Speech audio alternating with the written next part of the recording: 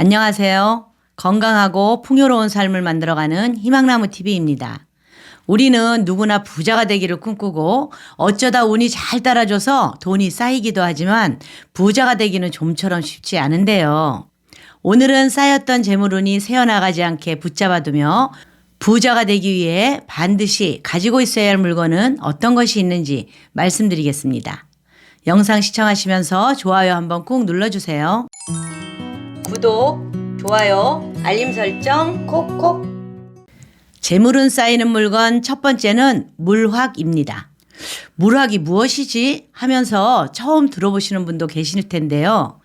물과 수경식물을 담아둔 그릇이라고 생각하시면 됩니다. 풍수적으로 재물의 기운을 나타내는 대표적인 소품이 바로 물과 관계된 것들인데요.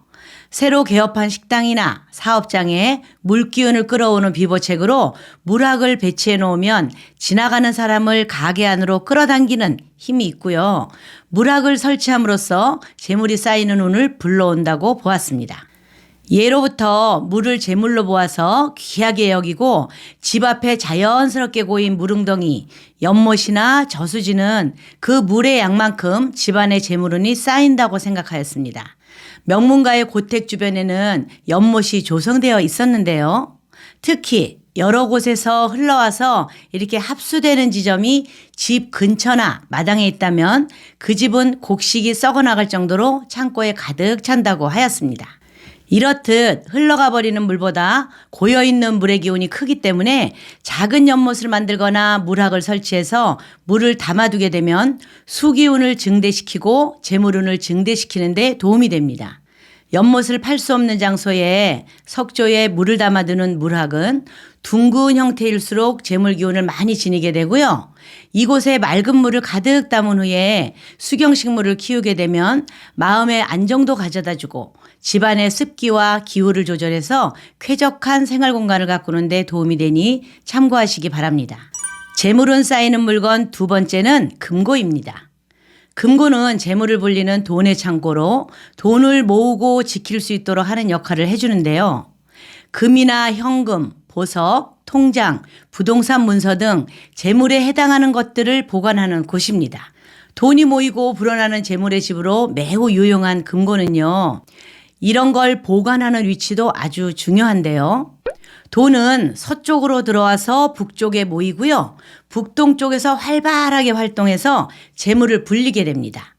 더 좋은 재물운의 위치는 가장의 띠에 해당하는 반한살 방향에 두는 것이 가장 좋습니다. 여기에서 반한살이란 평생토록 재물복이 끊이지 않으며 사회적으로 출세할 수 있는 12신살 중에 아주 좋은 살인데요. 이 방향에 금고를 두시면 좋은 기운이 들어와서 출세운, 관운, 재물운 등의 행운이 따르게 됩니다.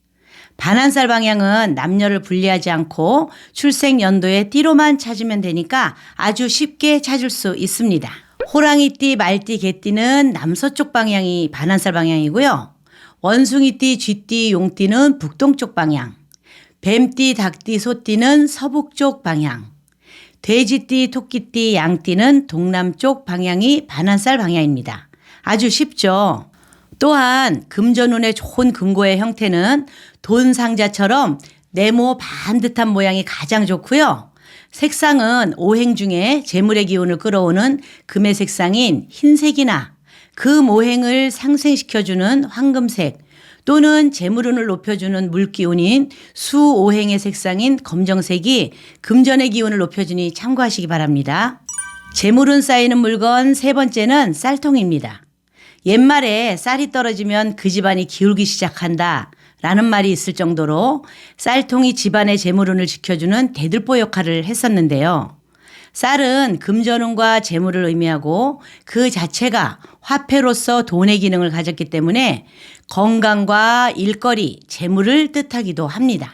이렇게 소중한 쌀을 마트에서 사온 그대로 봉지째 뜯어서 베란다나 아무 곳에 놓고 그냥 이렇게 퍼서 쓰시는 분도 계시는데요. 쌀은 재물과 건강운에 깊은 영향을 미치기 때문에 관리와 놓고 사용하는 위치도 중요합니다.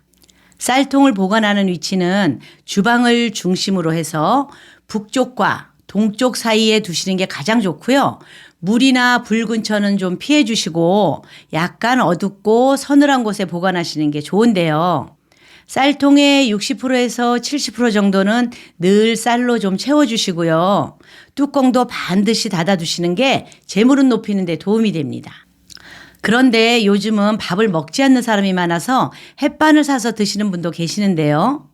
이런 햇반 역시 쌀을 두는 위치에 두는 게 좋고요. 쌀은 쌀통에 담아두고 드시는 게 좋은데요. 흙으로부터 생산된 쌀은 흙으로 만든 항아리에 담아두고 드시는 게 제일 좋습니다. 오늘은 가게나 집안에 두면 재물운이 쌓이고 새어나가지 않게 붙잡아두는 물확, 금고, 쌀통에 대해서 말씀드렸는데요. 오늘 이야기 참고하셔서 집안에 좋은 기운을 모으고 큰 복을 불러들이는 풍수소품으로 우리 집을 행운이 넘치는 공간으로 만들어 보시기 바랍니다. 이번 영상은 여기까지고요.